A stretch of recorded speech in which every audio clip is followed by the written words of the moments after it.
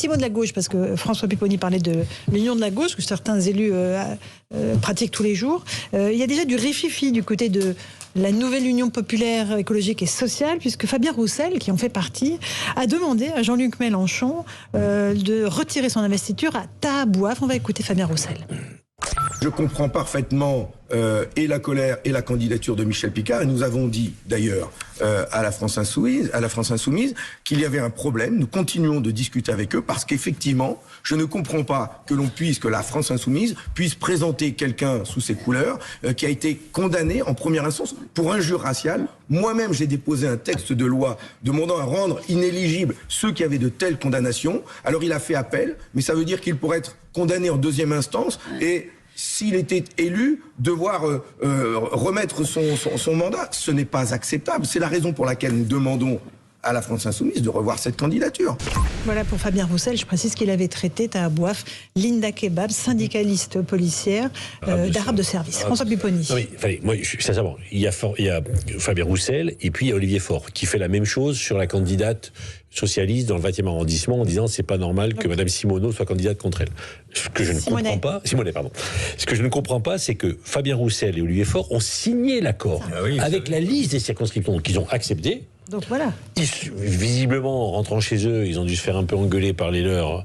Par exemple, Lionel Jospin a été soutenir la candidate socialiste dans le 20e. Et donc là, il rétro-pédale. Mais l'accord est signé.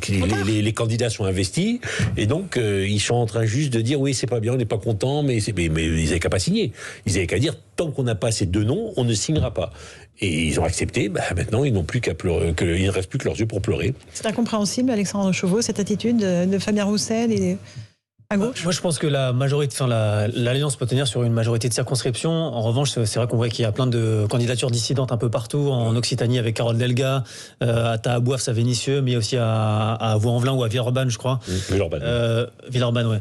Ce qui est frappant, on voit tout simplement l'affrontement des deux lignes entre Tahabouaf, c'est Fabien Roussel, Fabien Roussel, la gauche populaire, gauche laïque républicaine, et Tahabouaf, qui est un des nouveaux visages de la gauche radicale, tant sur le fond que sur la forme, et c'est à certains égards une alliance contre nature. Bruno Jeudi.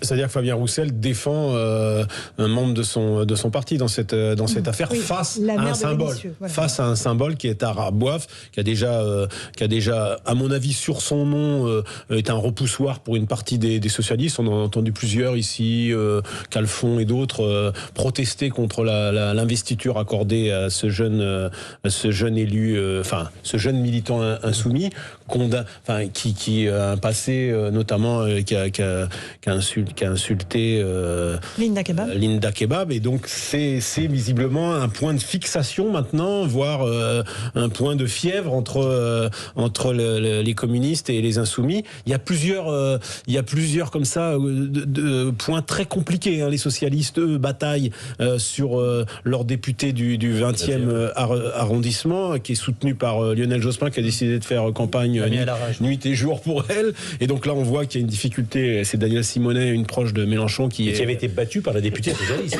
Absolument. Il n'y a pas longtemps d'ailleurs. Et là, du coup, on destituerait en quelque sorte cette députée. Donc oui, il y a des difficultés qui vont se terminer mal, sans doute avec des dissidences. Le problème, je suis en contact avec des militants et des socialistes. En fait, ils découvrent tous l'accord. Ils l'ont découvert après. Il n'y a pas eu de discussion entre la direction du PS qui a négocié l'accord et les instances. Le Conseil national l'a validé parce que Olivier Faure a eu une majorité, très bien. Mais globalement, maintenant, dans les circonscriptions, les gens découvrent ce qui se passe. Et que dans beaucoup de circonscriptions, on dit à des socialistes qui avaient été investis, c'est pas toi, c'est un France Insoumise qui sera, ou des Verts, bref. Et les militants disent mais attends, mais pourquoi moi je vais pas aller, ils disent mais je vais pas aller faire campagne pour la France Insoumise, un gars qu'on connaît pas, on a des villes tenues par les socialistes, et pourquoi on va arrêter devant eux. Bon, donc sur le terrain, ça va pas se passer aussi simplement que certains pouvaient l'imaginer. Moi, je sais pas comment vont réagir les électeurs socialistes et disons les électeurs de gauche d'une manière générale. Je pense que quelque part ça leur a fait plaisir de revoir quelque chose qui pouvait ressembler à une union de la gauche. Je pense qu'ils sont en train de se rendre compte que c'est, sur le fond, pas très sérieux, et que l'accord lui-même, au plan des mesures proposées, de la politique proposée, de la ligne politique suivie, n'est pas très sérieux, et que c'est plutôt une espèce de sauve-qui-peut pour chacune des familles qui composent ce new look de l'Union de la gauche. Comment les électeurs, notamment les jeunes, vont réagir à ça? Est-ce qu'ils c'est quand même pas mal, c'est très à gauche d'abord. Et puis on existe alors qu'on était mort avec une candidate qui pratiquement n'a pas existé. On va voir, mais je pense qu'il y aura quand même, je suis d'accord avec vous, il y aura beaucoup de dissidents.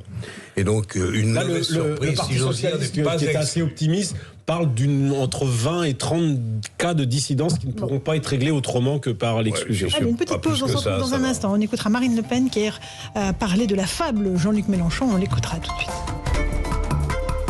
18h-20h sur Europe 1, Punchline, Laurence Ferrari.